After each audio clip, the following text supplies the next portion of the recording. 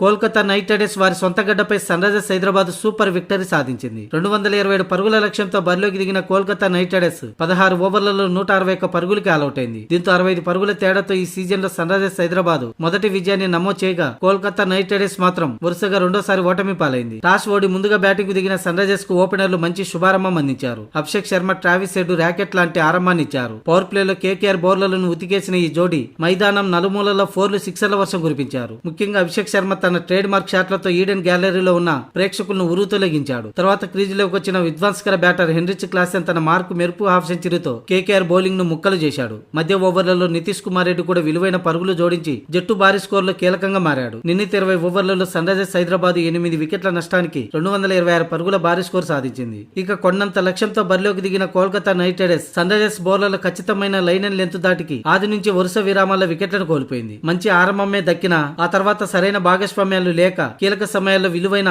ఆటగాళ్లు రన్అట్లు కూడా ఆ జట్టు పతనానికి కారణమైంది. యువ బ్యాటర్ రఘువంశీ 52 పరుగుల అర్ధ సెంచరీతో ఒంటరి పోరాటం చేసిన అవతల వైపు అతనికి సరైన సహకారం అందలేదు. రింకు సింగ్ 35, ఫిన్ అలైన్ 28 పరుగులతో కొద్దిసేపు మెరుపులు మెరిపించిన మిగతా బ్యాట్స్మెన్లు రాణించకపోవడంతో 16 ఓవర్లలోనే 161 పరుగులకి కేకేఆర్ ఆల్అౌట్ అయింది. ఇక మ్యాచ్ అనంతరం తమ ఓటమిపై కేకేఆర్ కెప్టెన్ అజింక్య రహానే స్పందించాడు. ఈ మ్యాచ్ లో సన్ రైజర్స్ బౌలర్లు స్లోయర్ బంతులతో బోల్తా కొట్టించారు. నేను చెప్పినట్లుగా మిడిల్ ఓవర్లలో మాకు చాలా కీలకం. ముఖ్యంగా క్రీజులో ఉన్న బ్యాటర్ల నుంచి మంచి భాగస్వామ్యం అవసరం, కానీ అలా జరగలేదు. కీలక సమయాల్లో రన్అట్లు మ్యాచ్ ఫలితాన్ని తారుమారు చేశాయి. ఈ మ్యాచ్ లో మాకు మంచి ఆరంభమే దక్కింది. తొలి 6 ఓవర్లలో 78 పరుగులు చేశాం, కానీ గ్రీన్ రన్అట్ అవడం వల్ల ఎక్స్ట్రా వికెట్ ను కోల్పోయాం. ఇలా 2 సందర్భాల్లో రన్అట్లు మాకు ఫలితం చేజేరేలా చేసిందని అజింక్య రహానే అన్నాడు. అయితే ఎప్పుడైనా క్రీజులో సెట్ అయిన బ్యాటర్లు ఆటను ఆఖరి వరకు తీసుకెళ్లాలి అని పరోక్షంగా రింకు సింగ్ పై అజింక్య రహానే కామెంట్ చేశాడు. అజింక్య రహానే చెప్పినట్లుగా రింకు సింగ్ ఈ మ్యాచ్ లో తడబడ్డాడు. 35 పరుగులు చేసినప్పటికీ భారీ ఇన్నింగ్స్ గా మలచలేకపోయాడు. అంతేకాదు అతని వల్ల హాఫ్ సెంచరీ చేసిన రఘువంశీ రన్అట్ రూపంలో వికెట్ ను కోల్పోవాల్సి వచ్చింది.